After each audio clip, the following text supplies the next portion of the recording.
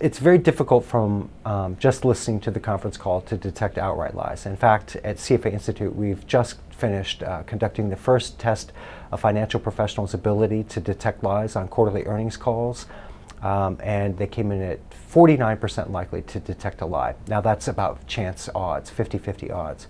So not very good. And the entire span of lie detection research, which is now almost 60 years old, has proven that listening to body language or looking at body language or listening to vocal intonations is also extremely difficult.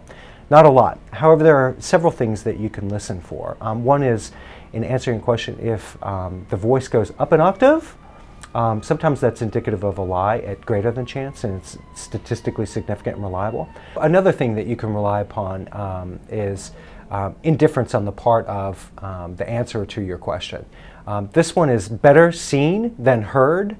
So if you ask a direct question of somebody and they are leaning back and they look disinterested in the answer, that's about 60% likely to indicate a lie.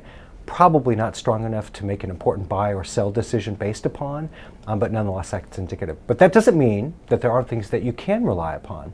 So in preparation for a quarterly earnings call, one thing that is proven at about a 70% level to indicate a lie or technique is text-based analysis.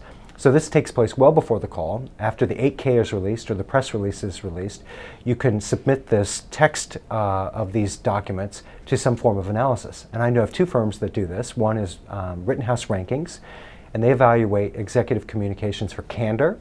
And Laura Rittenhouse, who does all the work, highly trained professionals, they have created a stock index where they look at the top 10 most candor, I don't know what the adjective is there, but the ones who have the most candor, and then they look at the bottom 10 who have the least candor, and they create a stock index, and it bests the S&P over many, many time periods. So that's pretty good proof that her evaluation methods work.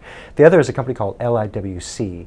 And LIWC, you can buy their software program, and you can literally feed the text of a PDF into the text-based analysis. It will tell you the reliability of those statements. So that's one technique that you can rely upon as well. There's a technique that's gained notoriety in the last 10 years. It's a new technique called strategic use of evidence. And the traditional way of asking questions is you're supposed to come up with kind of the bombshell question. And in fact, intelligence agencies and law enforcement agencies are taught this. So if you have evidence or a suspicion of a lie, you hit the suspect with the very difficult thing and you watch them squirm, purportedly because the body language is going to give them away, and by making them nervous, you're more likely to see the nervousness. Turns out that that doesn't work. In fact, there's been 60 years of research that shows body language cues don't come out in the way that you would expect them to. So instead, what you do in a strategic use of evidence is you ask a very open-ended question with very little context. So if, for example, you suspect management is fudging its Southeast Asian production numbers or sales in Southeast Asia, the way to ask management that question is not, hey, I have evidence that your sales numbers in Southeast Asia are wrong, or that you're fudging them, or you're stretching the truth. What you do is say, hey, I wonder if you could review the quarter for me, right? So just very broad, almost no context. Your next question, once you get that answer, is say, talk about the regional effect. Like, what was North America like? What was Europe like? What was Southeast Asia like? Talk to me about Africa, etc.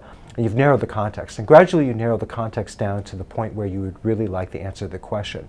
What happens is, as the executives are answering these questions with a gradually narrowed context, they're narrowing also their ability to wriggle out of the answer.